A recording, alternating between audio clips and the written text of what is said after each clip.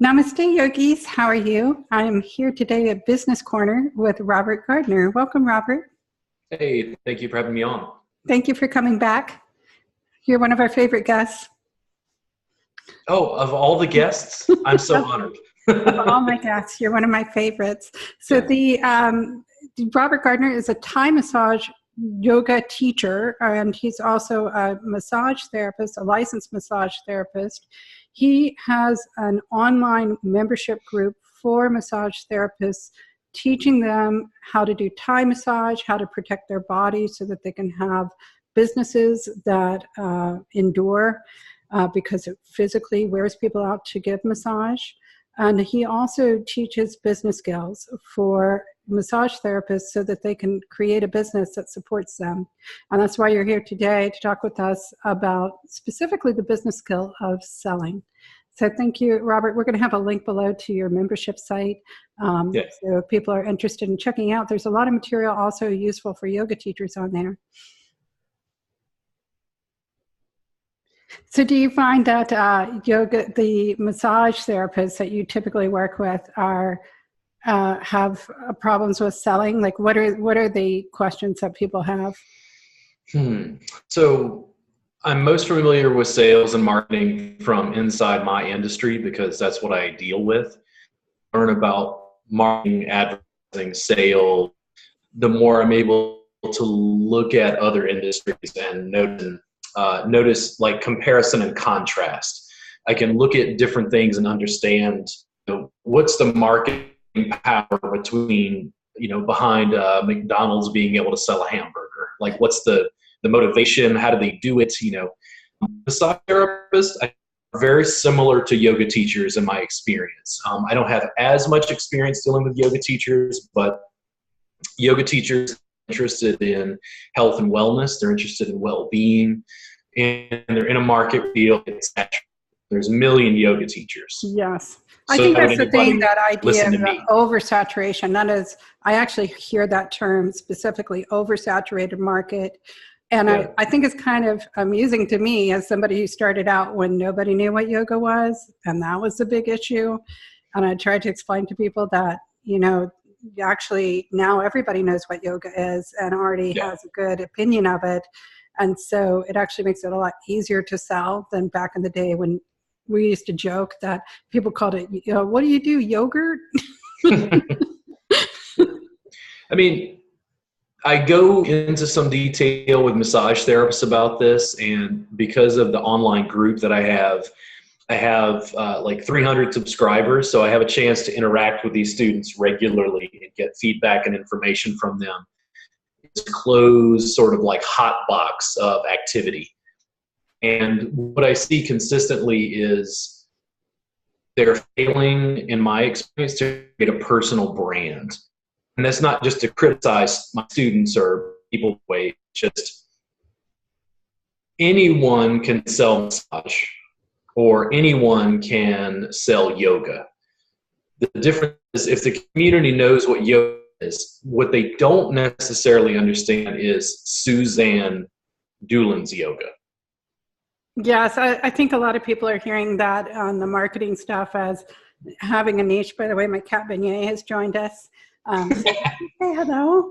Yes. So we hear that about niching.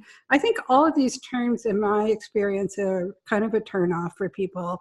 The idea of having to find your niche, and then also this situation where they feel that the market is oversaturated.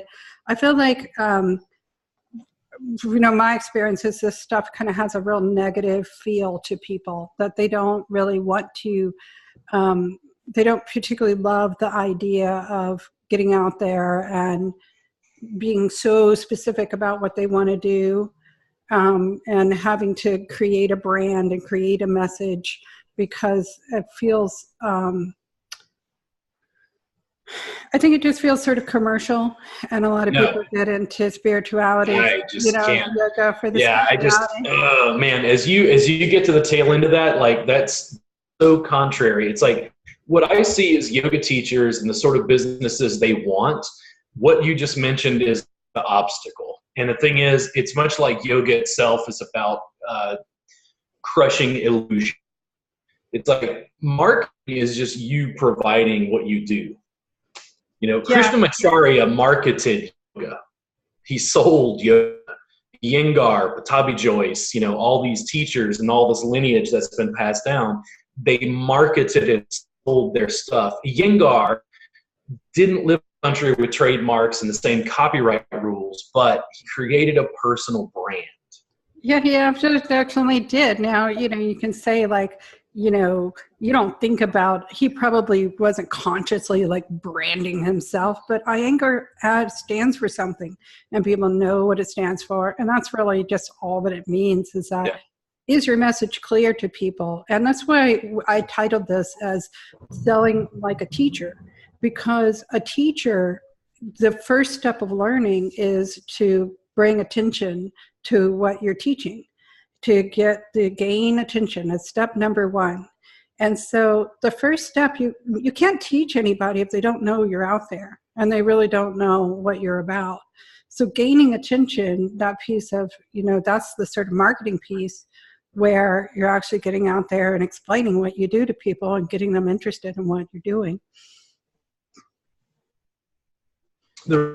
Myself internally, like I some fire under me when you said that originally, is because I know that a lot of yoga teachers are a lot like me in the sense that they have completely heart-centered message, heartfelt message that they want to put out to the community, and the opposite in their head is the marketing, is the business. It's like, oh, I got to have a website, I got this, I got to have that, and I just see those as just small little bits and pieces. To me, that's no different than saying, okay, you teach yoga, you need a place.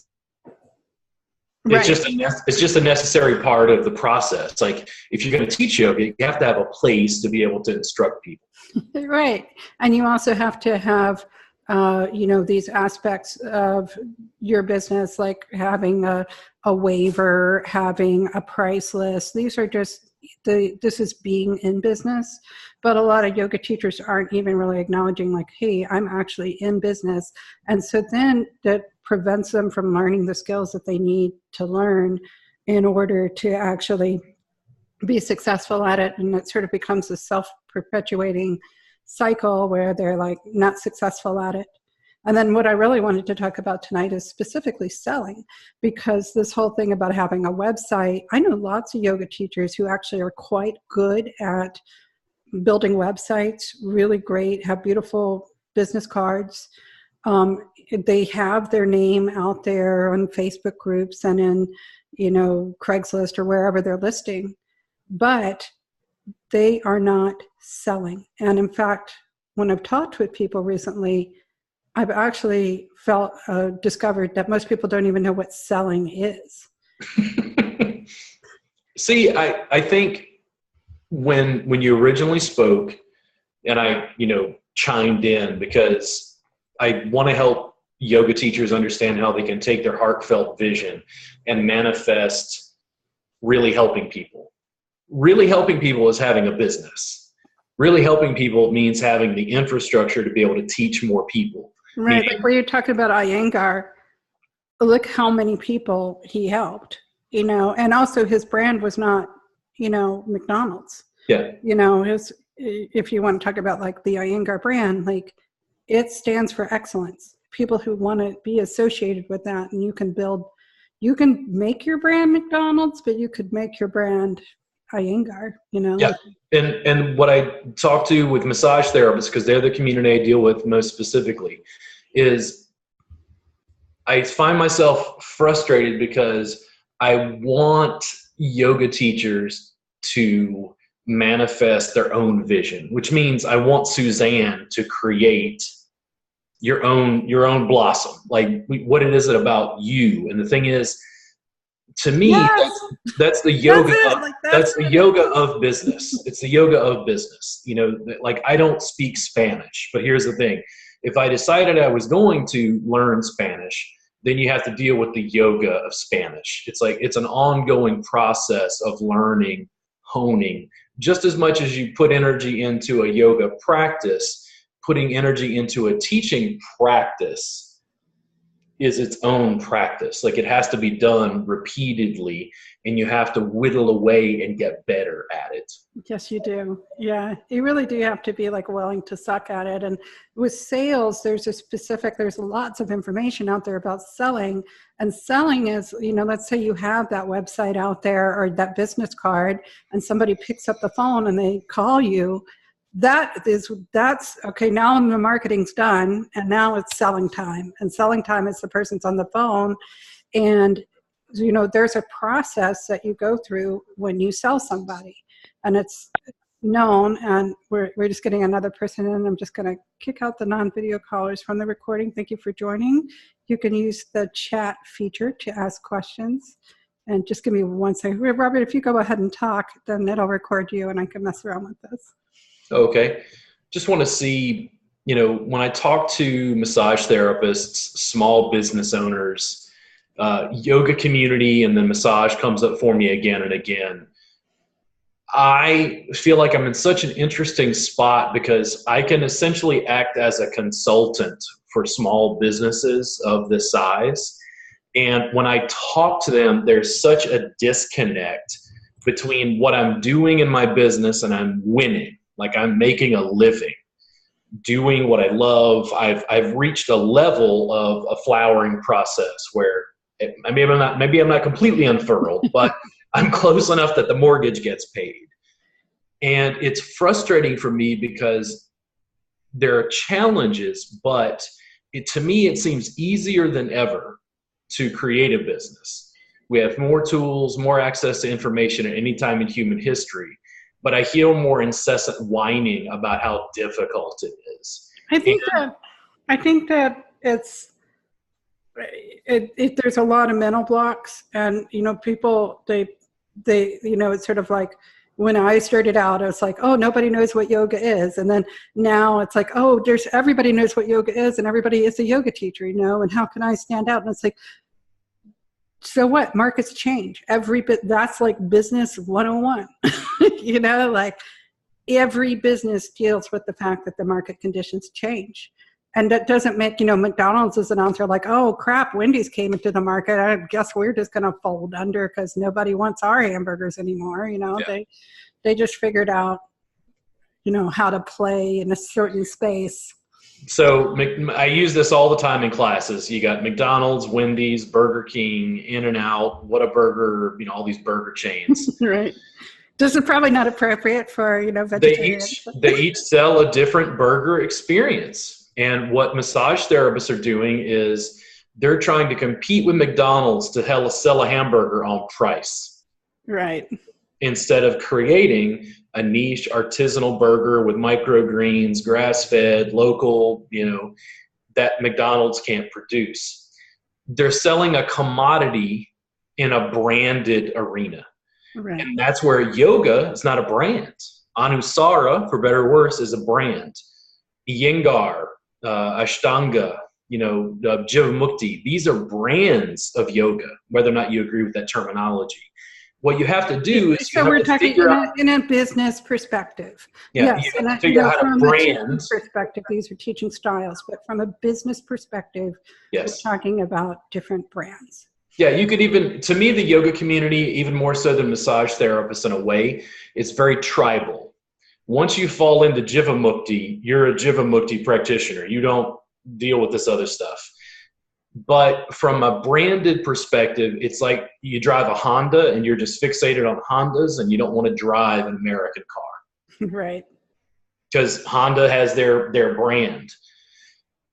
What I see with people is they're afraid to build their own personal brand. And their own personal brand includes Robert Gardner's flaws, foibles, and the fact that he drinks green tea. Yeah, absolutely. It includes being real, and it takes putting yourself out there. And I also want to talk about, specifically about selling, because that is the most putting you out there part. And I think a lot of people want to wall themselves up behind marketing, and they're like, I want to have 1 million ads out there. I'll be on Facebook, all this stuff. But they're not, like, one thing that a lot of people who are starting businesses aren't doing is asking mom, do you know somebody that would like a yoga class or that I could teach a private lesson to? Telling your friends like, hey, I am going to give a discount on, yoga lessons to you if you tell your friends about me. I'm in business now. And then when people call up on the phone or message you on Messenger, not really knowing how to deal with the fact that somebody's going to have concerns about time and money. And that is what it's going to take for people to commit to something. It's time and money. And so you have to convince them to give you their time and their money. You have to tell them why it's important to them, because they're going to be scared about those things. Because, why should I spend $100 on a private lesson? And I could spend it on groceries, or I could spend it on something else, and you have to know that you have value and be able to talk about that to people. I think part of it is if I talk to massage therapists and I say, what's your target market? 80% of them seem to sit back and go, humanity. And I go, people with bodies. And it's cool. It's like yoga's for everybody. Massage is for everybody. I understand that. But it's like I have to take the students and corner them and go, who do you want to work with? Here's what happens in my classes. I'll go over the marketing portion of a class, which the students don't like, by the way, because they're massage therapists. They're artists like yoga teachers. They don't want business. They don't want marketing. They don't want advertising. That's evils of capitalism that they're trying to avoid, right? And at the same time, everybody's like, why can't I make a living at it? Exactly. And I say, who do you want to work with? And I corner 3 or 4 of them. They're like, who do you want to work with? And I'm like, P. Diddy. I want to work with Dr. Dre, Melania and Donald Trump. I'd like to work with Michelle and Barack Obama. I'd like to work with Eminem. I'd like to work with Lil Dicky, a host of like rappers. I think Elon Musk, could use a massage, and they're just going, like, I'm naming individuals. And the thing is, it's like, do those people need massage? Yes. They live in high stress, professions, just like anybody does. They can certainly afford what I do. And at the same time, I like to work with entrepreneurs. The reason why I can have a phone call with you, Suzanne, like when we're getting ready for this the day before, is because I like talking to other business owners who are doing things. Lil Dicky could have a conversation with me while we're doing his massage, and he could probably enlighten me about some aspects of social media and promotion. I like working with other people who are trying to lift themselves up in their art form. When they're manifesting their heart, you manifest your heart, you can sell this. You can make money doing exactly what you think is the greatest good for humanity. And nobody seems to mind, like, we don't mind giving our money, to, other businesses. And yet somehow we think that people would have a problem giving us money. Well, and specifically in the selling situation where it's really about making that ask, like at the moment where somebody is actually, on a phone call with you or in person with you and saying, how much is it going to cost? And then you have to, that at that moment where you have to answer their concerns, which is just part of the sales process. But if you don't know how to do it, then it's very frustrating to understand that sometimes you won't make the sale, or sometimes, everybody's going to have objections. And so then you have to be you have to be prepared to talk about, the 2 objections, money and time. Yeah. Those are the things people are concerned about. So I think fundamentally what I see is this: people lack self-esteem. And the problem is they feel like they're selling themselves. Massage therapists and yoga teachers both suffer from this. They don't think that what they offer is worth the person's time and money. That's what I have to deal with as an educator now. I realized I was sitting in class with 20 massage therapists, and I realized, great, I'm in kindergarten. I have to teach these kids to believe in themselves. It's very hard. And it's hard even when you've been working on it a long time. Like, I get into an actual phone call with somebody and they're like, and I do it. I'm like, oh, well, maybe we can make that a little cheaper for you, instead of like, damn straight it's worth my money. Like, I can help you. And especially when you're new, it's hard to know that you actually can help somebody, you know, like, how do you know if you've never done it? You work at it.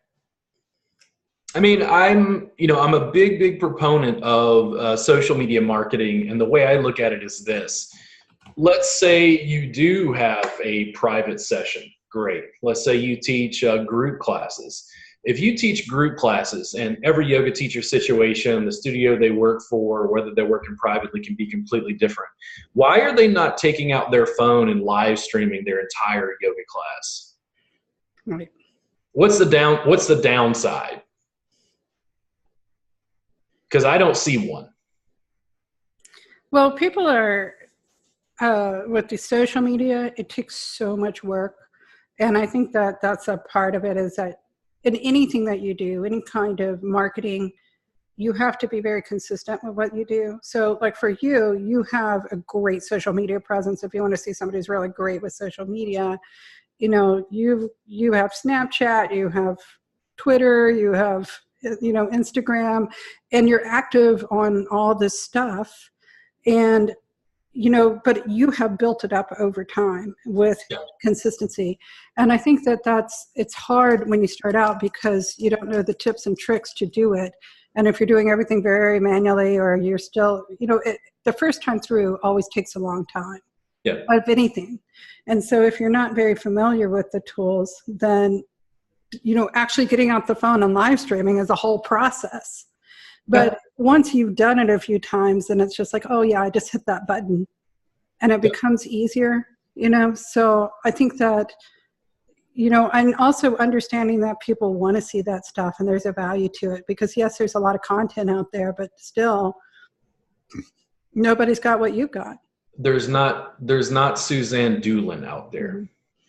And your voice is needed. And I really want people to hear that, you know, we like, my thing is I want to hear your voice. I want to see what you want to come up with.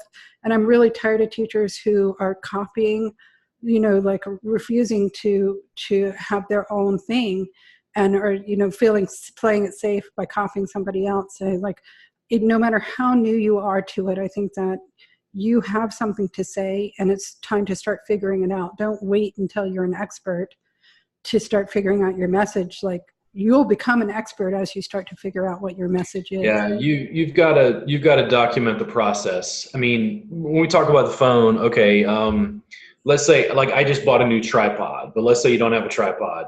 Well, my phone has like a little case that's got a little stand. You know, it's like, you just, you know, the phone is so easy to use now. If you've got a smartphone, it's just pressing a button. And here's the thing, don't worry about every platform. Pick the one platform you think you're going to get the most amount of attention in the shortest amount of time. I guess it's Facebook. If you have a Facebook business page and all you do is once a week, you set up your phone on its little stand and you go, hey, we're going to Facebook Live for 30 minutes from our yoga class. We do this every Friday. Thank you so much for joining us. If I don't get a chance to answer your questions, just, you know, leave it here. I'll answer it later when I get a chance as I'm teaching. They get a chance to see your yoga class. They get a chance to hear your voice. You get a chance to create your own personal brand. And when people actually, you know, that's how you start to attract your customers, is by sort of explaining to people who you are. People can go. Nowadays, I have like all this stuff on the YouTube channel, and it's so easy for me to explain to somebody, hey, here's what I'm doing. Just go and look at the YouTube channel. Like, you can really see it, see the breadth of what I'm doing. But, you know, when I first started, I didn't have the YouTube channel, and it was much harder to explain it. So, you know, getting that information out, you start to sort of get there. I want to know, if I were to call you up on the phone and say, I want a massage, and then, you know, you tell me, like, you know, what is that process like? What typically happens? I'm in an interesting niche, and my business has changed radically over the years. My marketing has gotten odd enough that if you call me and say, I want a massage, I'm going to say, are you having any chronic pain? Oh, okay. No. Oh, okay. So Suzanne, how did you find me? Oh, I looked in the phone book under massage therapy. Oh, okay. So yeah, primarily Suzanne, I'm kind of like the deep end of the pool when it comes to massage. So my sessions are 3 hours long. They're mat based, clothes on. It looks more like Brazilian Jiu-Jitsu than it does massage. If you're looking for a Swedish and deep tissue kind of a starter massage, you might want to go to someone else before you come into the deep end of the pool. Oh, okay. My primary client base is chronic pain, and I would be more than happy to work with you, but I want to make sure that it's a good fit. So let's say then that I called you up, I had seen your marketing materials, and I, got a good idea of who you are, which is one of the benefits of, so this is called qualifying a customer in sales terms. It's where you figure out whether the customer is for you. And it's actually in teaching terms, what we're looking for is who are your students. So when you do in teaching, what you do is a needs assessment, and you size up who is the audience for your course. So let's say, for example, we're doing a yoga class and we want to do it for people with chronic pain. Then what we say is, who are the students for this class? People who have chronic pain. And that means who isn't the students for this class? Anybody else. And so if somebody, maybe somebody could be a healthy, able person, and they want to learn how to do it, okay, that could be a customer too, but otherwise, no. So part of qualifying a customer is ruling people out. And so what you're saying is that you actually turn lots of people away because you don't want to work with the people who don't have chronic pain. You only want to work with the people who have chronic pain. And so what this means is you don't spend a lot of time working with people who you don't enjoy serving or who you're not meant to serve, because you know who you're meant to serve. At first, people don't know. And so that makes it really hard. But I would say if you're teaching like locally, it could just be, I serve people within a 5-mile radius of my house, because that's a really easy market. And like we said, like the issues that people have are time and money. And so if somebody is, really far away, they're probably not going to spend that much time to travel to you. And so you could say, like, you're 30 minutes away, I would just recommend somebody else in your neighborhood. It's too far. Like, that could be another way of just looking at it, even if you're a beginner. It's just like, qualifying that customer. You do know who you don't want to work with. You don't want to work with somebody who's not willing to pay you and what you're worth. So if somebody calls up and says, I only want to spend, $20 for a private session, an hour long, sorry, I only work with people who have money or something, Well, when you say that, I only work with people who have money, there's a component where we have to make enough to survive. And some people, both in the massage and I think also in the yoga community, would feel like, well, I want to make it available for everyone. Yeah, I see that a lot, that, concern about people. But, the funny thing is that yoga teachers will say, I spent thousands of dollars on my training very proudly as a way of showing their commitment. But then we deny people that, their ability to make a commitment to yoga when we don't ask for the money that it's really should be charging. We need them to make that commitment to themselves. There's complexity. Some of what I've done, and I probably could sit down with a business coach and go over my own business and figure out my own little pitfalls, foibles, flaws. But I seem to do both. I charge a premium and I give it away for almost nothing. And I've managed to do that by using this. Because I can charge people in class, but I can give away a recording of the class where you can learn the same stuff at home for almost nothing. That's where yoga is like in this perfectly poised spot to be able to, you work with a group class, you video, document, and record the classes, and you distribute that content freely. And that's what Eric Schiffman did, and before everybody was getting on, but my yoga teacher, Eric Schiffman, he did that, and it was crazy. I used to run his website, and he still has this, membership site that he has where he just recorded his classes and then put them up, and you would not believe how many people all over the world were downloading those, or back in the day when it was DVD, ordering those. Yeah. And it was all homemade. He did have a few slick videos. He had the one that he did with Ali McGraw that Warner Brothers shot, but these were not. And there was a ton of interest because people wanted to see how he taught, and people all over the world were interested to learn and just to see those videos of him teaching. I remember specifically, I put out a free workbook, free again. I spent like $1,800 making it, and then said, hey, it's free. And then we had videos that went along with the workbook. And I think the videos, if you download, they're like $40. I remember we maybe sold like a copy or two, and all of a sudden I got a sale from somebody in South Korea. Someone in South Korea gave me $40 and downloaded a video from a white guy who lives in Texas who teaches Thai massage. The marketplace is much bigger than you think it is. And even if all you're doing is, well, I'm confused. Okay, listen, record it, put it on Facebook, download that video, upload it to YouTube, start where you are, just start small. All you have to do is press a button. And have the internal fortitude to know that people are interested in what you're doing. And then once they do see it, and once, people start to see what you do, and you start to figure out what you do, then a big part of your call when you actually do sales is that what you talked about, qualifying your customer. And you need to know, one thing is that you know who your customer is, and there's a difference between what they think they want and what you know they need. And the big trick is to sort of stay at their level, because like somebody can call you up and say, like, I'm in chronic pain, can you fix me in a session? And you might be like, you might kind of understand, like, this is what they think could happen. Yeah. But like something else needs to happen. Like, there's a disconnect because they haven't experienced it yet. And so you can't explain to them what you can do for them yet.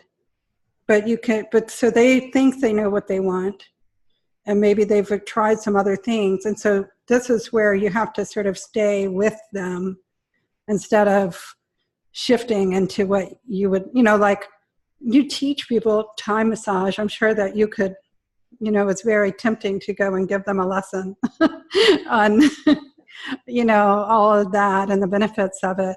Yeah. What they want to talk about is, sort of their own idea of it that may be very different from what you're going to actually do. You just continue to manifest whatever it is you're learning. And with me, and I think what I would encourage with yoga teachers is you're manifesting even the edges of your knowledge base. So I had someone recently who's a Pilates instructor say, your yoga class wasn't as like specific as Pilates. In Pilates, we're strengthening very specific muscles, whereas you gave like a general guideline on posture and then said, hey, kind of make it groovy, make it feel good. Now, I don't think they're opposed, but I don't know enough Iyengar anatomy to feel comfortable aligning you in a pose, Suzanne, pushing you to your edges, to feel comfortable that I'm not going to potentially put you in a situation where you could injure yourself. And I don't think I'm a bad yoga teacher. I just know my own limitations.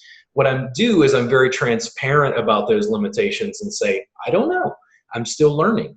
And even if students say, well, I study Anusara or I study Iyengar, the alignment's supposed to be this way, then I just go do a little bit more research.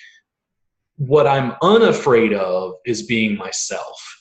And that has generated the most revenue of anything. It's also the absolute laziest way to be. It's hard to do that. It's first of all, I don't think at the start that everybody really knows who they are. And it's a big process of self-discovery to start to try to put your message out. Like I was just talking with a woman who, she's like, I've had this idea for a video in my mind, and she told me the topic, but I could see that, what she had in her mind is not what is going to actually come out. Because when in your mind, everything's sort of one way. And then when you actually start to try to get it out there to people, you start to find that you're confusing them and stuff like that. So I just, when somebody's actually in the process of you're selling them, I think that there's a tendency to want to sort of talk about ourselves. And when you're talking to somebody who hasn't experienced what you do before, then it's hard to shift your attention away from your comfort zone and start to really listen to them and to what their concerns are and to speak at them at their level. And I think that's the hardest part of selling is understand. I think once you get your word out there, people start to self-select more and say, I've decided I want to work with you, and it becomes easier. But at first you're dealing with people who they haven't really selected out. And you have to qualify the customers on the phone. And then once you've qualified them, you have to convince them to give their time and their money. And it's very tempting, I think, to either start talking about your own thing and not really be paying attention to what they're saying, or to not ask for, say, hey, let's make up that appointment. You're guiding students through their journey. And here's what I would give you. Let's say you're a yoga teacher and you do private sessions. Let's say those private sessions are typically $100 an hour. And people get an hour. We'll just make the numbers easy. Yeah, right. You give the student some paperwork and you say, listen, I'll give you a $20 discount on each session if you let me video document it. And now what you're doing is you're taking those recordings over the course of time, maybe 6 months, with the 5 or 6 students that you have, you're putting together an online course. And you can give that information to other students to help them. So instead of selling just a $100 course, now you're selling for $80, but you're building a residual revenue stream by providing these recordings to your private students. Yeah. Absolutely. It seems so simple in a way. The challenge that I have when I'm dealing with students is the self-esteem thing.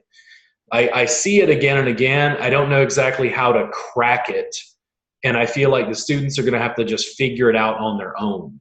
I'm not afraid to not have the answers, and I'm not afraid to be on camera and not be perfect. I think the self-esteem thing, it really shows up in the sale. And I think that's why people really struggle, and they kind of want to, they want to get that website up or put out cards, but they're really uncomfortable having the phone call, having the messenger chat, the text message. And I think a lot of it is that they don't know what they're promising people. And so they're really unclear. And so in order to do a sale, like when you do a massage, what is it that happens at the first session? So if I walk in the door, what happens in the first session? This process was not something I was good at when I started. It evolved organically. And so people understand my background, I was an artist, just like yoga teachers, just like massage therapists. I was an artist, and I was an abject failure at both. I could not make a living as a massage therapist and yoga teacher. I was buying groceries on a credit card. I no longer do that. And here's what happens. Now a client comes in, they've got a chronic pain problem. This happened recently. A young lady I worked with, she said, I have plantar fasciitis. And I said, okay, where do you hurt? What's going on? She's like, I'm hurting in the bottom of my foot, my ankle, I listened to her, and I've worked long enough that I'm a mechanic. I have a very good basic idea that her pain is musculoskeletal, that I can help her reduce that by at least 2 points on a pain scale very rapidly, one session. And I say, listen, you're at an 8 right now, 8 out of 10. 10 is hospital. We've got to reduce that. My hope is to bring you to a 6. If we can do it once, we can do it twice. If we can do it twice, I can show you how to work on yourself. After 2 or 3 sessions, I don't think you'll even need to see me anymore, is my guess, based on what I've seen previously. So my question is even more basic. So I want to know when I'm a new customer and I walk in the door, do you hand me a waiver? Do I fill out a form? Do you do an assessment? What is this process? So in your very first session? You get a consent to treat form, and I get various health information. When I take that health information, I take most of it that I can online, because I want to fill that out so I can actually look at you and have a conversation with you about your health when you come in. Then once I've gotten that paperwork out of the way, and that's very much how I feel about it, I don't really like paperwork much. I'm focusing on you, and I'm focusing on treatment goals. When do you take payment? I take payment at the end. And do you do a credit card or do you cash? Credit card, check. The only thing I don't take is cryptocurrency currently. And do you do the credit cards on your phone? How do you do these credit cards? I have a Square. Square. Yeah. So when somebody comes to you, you know, like when somebody called you on the phone, you know actually what's going to happen when they walk in the door. There's a process that you have. And part of the reason that you can say, give me, you know, however much they charge for a session, is because you actually know that you can deliver on your promise. Yeah. That you're making them look, yes, I can help you with your chronic pain, and you know it's going to cost you X amount of dollars. And then when you come, you're professional. You present yourself as a professional, sort of like somebody walking into a doctor's office. Here's the form to fill out, and I actually do something with it, you know. And here's where the money goes. Like, you know how to deliver on your promise, and then you know what the next step is. Like, you're like, okay, step number one is this first session, we assess your pain, and then there's going to be at least 2 more sessions, and the next step is I'm going to teach you how to do your own. Like, you have a process. Yeah. And you know that it's valuable to people. Like, somebody comes in at 8 level of pain, and maybe they spend $1,000 with you, and at the end of those 3 sessions, they know how to keep themselves at a 2. That's huge, right? Like, people definitely pay that money for that. So what I'm saying is that you know you can deliver on your promise, and that's what makes it possible for you to sell. And I think what's hard for people when they're new to yoga is they don't know they haven't thought through what's going to happen when somebody walks through the door. They haven't thought through, like, I'm going to need a waiver. I'm going to need, you know, well, what's going to happen in that private session? And could I actually make it worth $100? Because you haven't visualized, you have to sort of know where you're taking them before they even get there, you know? Yeah. And so I think the fact that you've got it, you know, at first I bet your massage did not look like that. No, it's changed really, really radically. What did you try when you were starting out, you know? Oh, so, I mean, when I started, I was a massage therapist. I worked in spas, I worked in clinics, I worked in a variety of, locations trying to figure out where I fit. I knew that I wanted to go a more medical sort of chronic pain relief route, pain management. But doing that was a long, arduous process. I mean, what you're seeing is what survived 16 years in an industry. When I talk to massage therapists now, they almost freak out at what I'm doing. Local massage therapists think it's impossible. They're like, what do you mean you charge $240 a session? I'm like, I charge $240 a session. It's 3 hours. There's only 2 menu items on my menu of services. There's a 3-hour reboot and a 90-minute abdominal, which is a belly reboot. And they go, you're not even selling massage. And I'm like, correct. They can go get massage at Massage Envy. If they want to do what I do, they have to come to see me. That has taken a long time. What I can encourage people to do in the massage industry, in the yoga industry, is you have to follow your heart. What do you want to do? And I think also, once you figure that out, then you have to figure out how to sell it. And then also, like, in the process of following your heart, you had to do all those things that weren't in your heart. And you had to, I can remember when I first got my very first job at a college, my aunt got me this job as an administrative assistant in the world she loved, which is international development, which she decided I would love too. And I got there and I just thought, I really do not like this. and I would look at the paper and say, like, what could I do that I would love? And then I started, you know, looking for those jobs. And I can remember, and I had another job where I worked with a lot of chemists. I worked in medical technology. And I thought, well, because there's a reason I never hung out with the chemistry crowd, you know, in the day.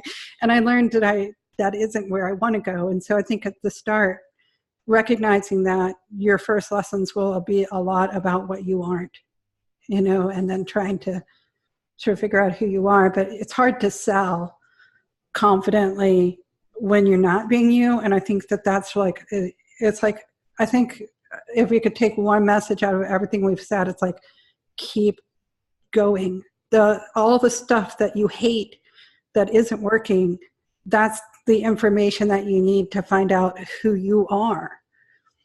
There was, I took a lesson with she was just an amazing philosopher, Plato, and she talked about, in Plato, he talks about how when you're creating a statue, you sort of chip away all the things that aren't the shape in order to reveal the shape. And I think that it's, you know, it really is this process as you get into business of sort of figuring out, like, you know, what am I not at first? So I think knowing how you can deliver on your promise, and then also being able to, like, you know, start to understand who you are so that you start to understand to deliver on that promise, like just to make that your thing, that eventually I'm going to figure out what my promise is that I can keep. Then you feel like you can charge. You can charge confidently $240 for a 3-hour session because you know that. Yeah. The woman I talked about, here's what happened. She went from an 8 to a 0 in one session and was completely amazed and just like, what the hell is this? I don't even understand how you know this. And it's like, okay, I didn't even rebook her, meaning I didn't do a pressure sale. You have to book now. I said, I want you to give it 3 days. I want you to see if your pain comes back. And here's what happened. She was completely pain-free for a week. She's been at an 8. Like, her life is miserable. She was completely pain-free for a week, and then it started to creep back. And I got a phone call here, and she went, it's almost back where it was. And I said, don't freak out. Let's do another session. It's going to take 2 or 3. Your body's got to find like a new equilibrium. Yeah. I'm really happy that we reduced her pain that long, because that tells me it's more than likely musculoskeletal, and she's going to improve. Now, was it harder back when you were sort of working at the, you know, massage envy types of places? Yeah. Was it hard for you? Yes. That person actually, you know, say gave your Swedish technique, and then was it hard for you to sort of, you know, just let that person go, or did you wonder, like, did I help them? You know, did it make it harder for you to sell? The biggest challenge that I had working in other people's businesses, whether it was spa or clinics, is they kept trying to squeeze me into their box. And that meant that the massage was 30 minutes long or an hour long. And I kept going. It was like painting and going, okay, am I painting little tiny icons? Or am I painting like Jackson Pollock in the size of a wall? The size of my canvas they were dictating was changing my art. Now, I got really good at painting at this framework, but what I found was when I was working in private practice where you let me be free, you know, and it's so interesting because I was getting better results. I've heard lots of massage therapists say that they feel very confined by that hour limit. And it's fascinating because, you know, people accept the confinement because they say, well, this is what people expect. And, you know, what you're saying is that, no, I was able to do what I was in my heart to do. You're teaching the public what to expect. Yes, exactly. You are teaching them. And I mean, you tell me, I'm not as familiar with different styles of yoga as some teachers might be. I have been told that in some Iyengar classes, the Iyengar class was showing up and they said, we're covering triangle pose. And they spent an hour putting you in one position and aligning you in triangle pose. That was class. And you went home and they said, now do it at home. Yeah, I've done classes like that. I took a workshop with where we did just nothing but Warrior Two for like 3 hours. I mean, there is a very detailed focus on alignment and teaching. Usually there's sort of a specific posture that you're teaching. But the thing about Iyengar was that and I've talked about this in other things, that they had a really good learning structure. And when I was first learning yoga and I found Iyengar fairly early on, I knew I wanted to stay with it because they had a level 1, level 2, level 3, level 4. And so I could see that somebody had a plan for me, and that there was a journey I could take and I could achieve. And that was something that was really important. That's good teaching. And as a teacher, that's where it's kind of showing is that eventually you need to start figuring out how you start to take people on a journey, and you need to be able to show people, just like you did, you showed people, okay, you got them in the door, and then they came in the door and you're like, it'll take 3 sessions. And, and so as a yoga teacher, it's like, okay, I can teach you this. And our first session, like I have standard material, I teach everyone, and I tell them, if I get 1 lesson with you, I'm going to teach you this. And I don't care if you're a rope beginner or you are an expert teacher, I will teach you this material because this is what I have to teach that everybody needs to hear. And then, from here, I can take you, like these are the levels of learning.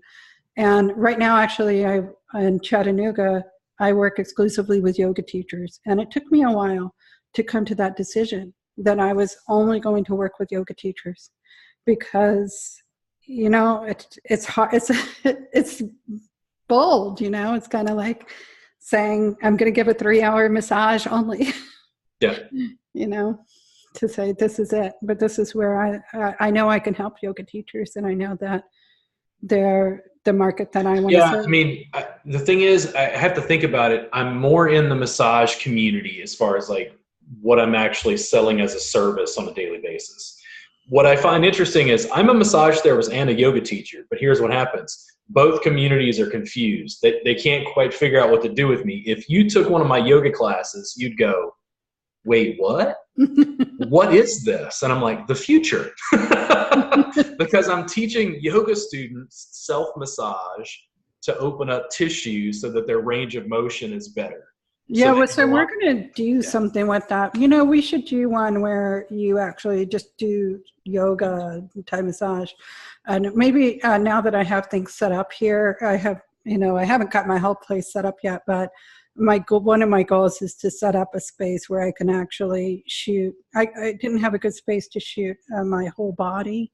Yeah. And so I'm trying to get that set up where I can, do some real teaching from here. And now I have the fastest internet in the country. For me, what started to happen, even yoga and massage, the words, they eventually started to break down.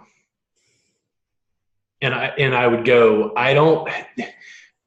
people's conception, what the American public has been taught yoga isn't what I do. And what the American public has been taught massage is, I don't do. And they're like, dude, what are you doing? And I'm like, I reboot my clients. It's different.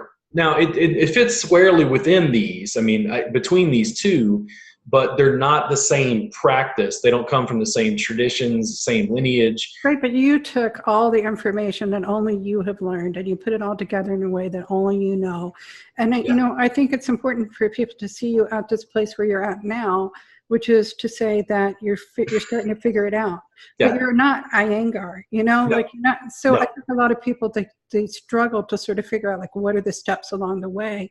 And it's like, well, maybe the idea, I think we kind of overwhelm ourselves thinking like, oh, we're going to have to be, Donna Farhi, Iyengar, Eric Schiffman, and those things. I realized at some point that I kept myself very safe studying with Eric because I would never be as good as Eric. Like like he's such a phenomenal teacher.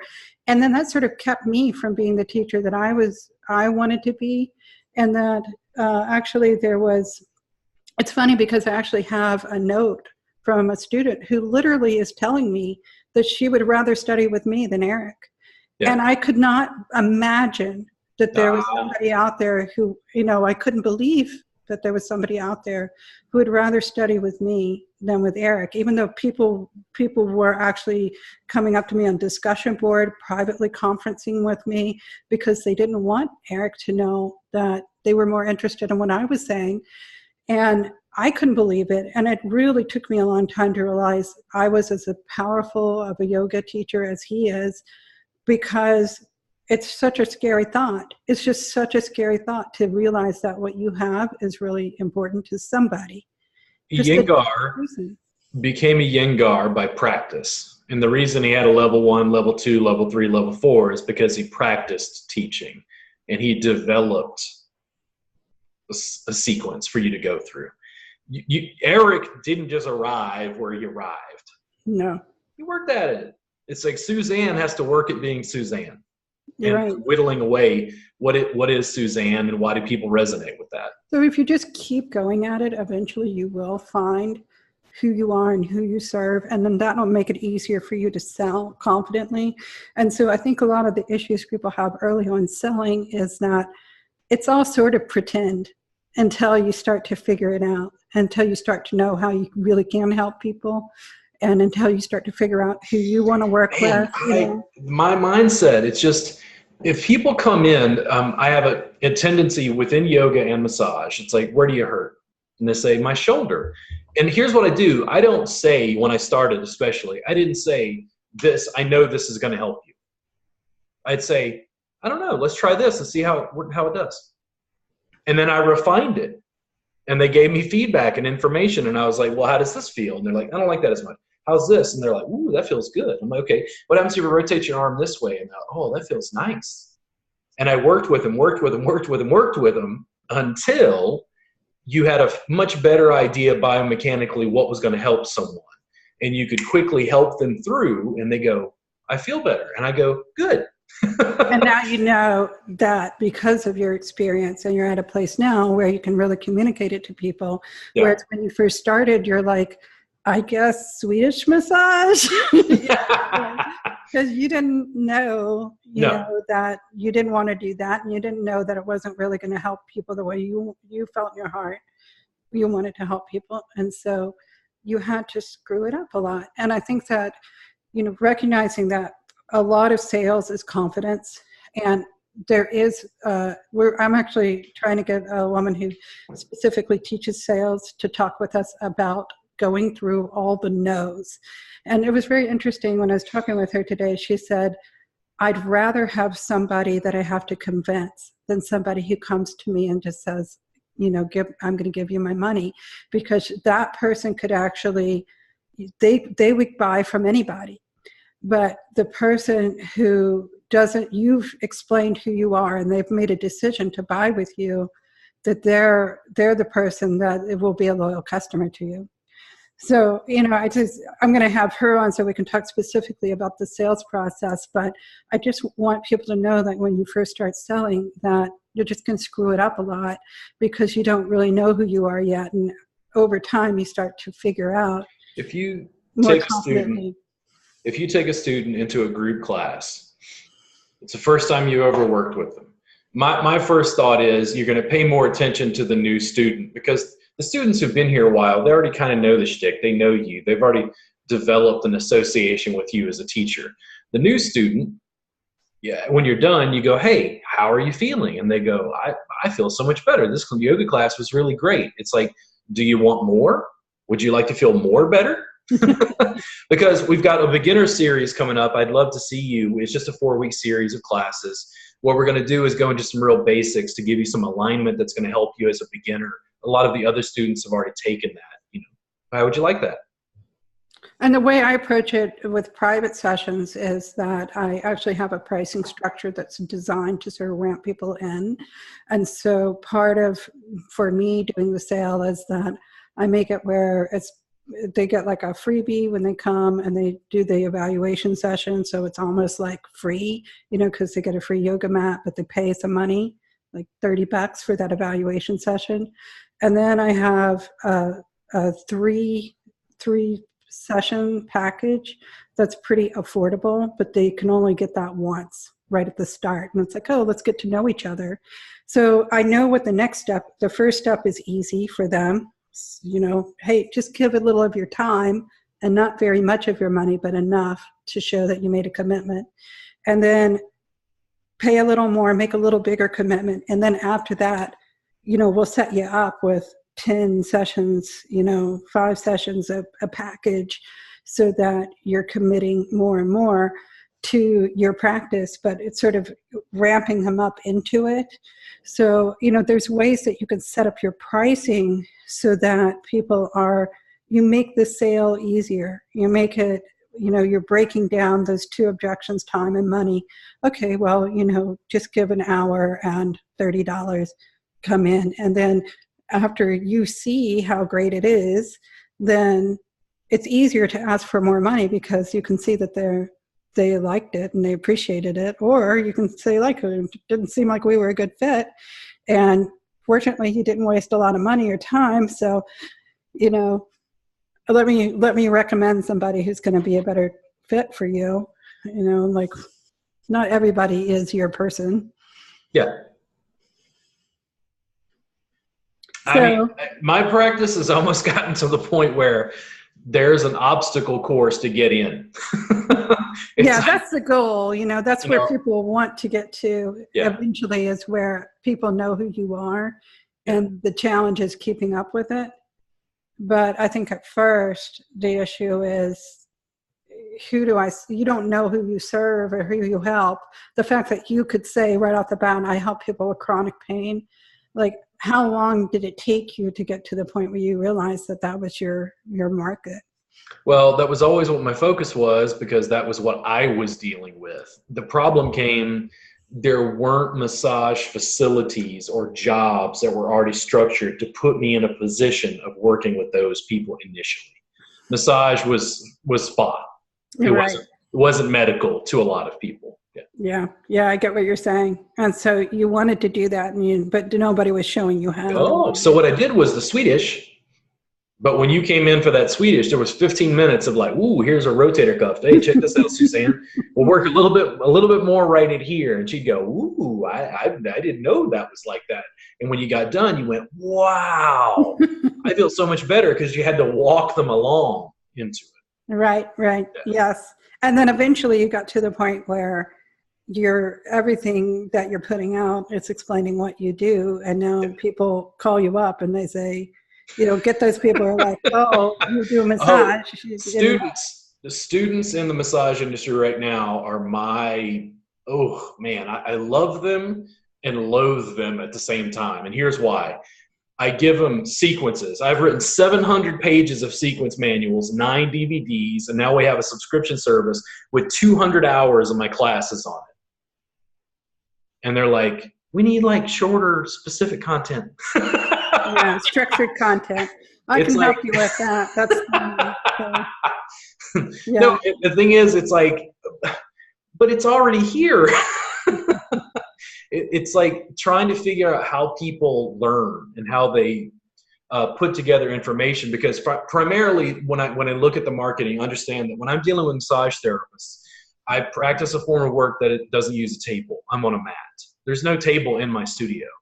It's a tectonic shift to do the sort of work I'm doing, and it's almost confusing to a lot of people in my industry. So I'm still working on honing the message, putting it together in a way they can pick it up and use it. That's what I do, instructional design, so I can help you to figure that out. But I get what you're saying, and we have been on for like over an hour, and I'm going to stop the recording. And first of all, I just want to let people know, first of all, thank you for coming. Thank you so much, Robert. It's a pleasure to have you. Always. We will have links below so that you can get in touch with Robert, and you can get in touch with me. I do business coaching for yoga teachers who just moved to Chattanooga. I'm starting to do work privately with yoga teachers in Chattanooga. Also work with yoga teachers online. So get in touch with me. Join the Sadhana community. Join Robert's social media. But all the action for Sadhana is on Facebook, Sadhana Community for Yoga Teachers and Enthusiasts. And you have a website, right? Yeah, robertgardnerwellness.com. And you can join his membership site. It's $7 a month, right? Yep, it's rgwellness.teachable.com. You can find links to it in my social media or any of my YouTube videos. Excellent. Yes. Okay, so I'm going to stop the recording. Thank you so much.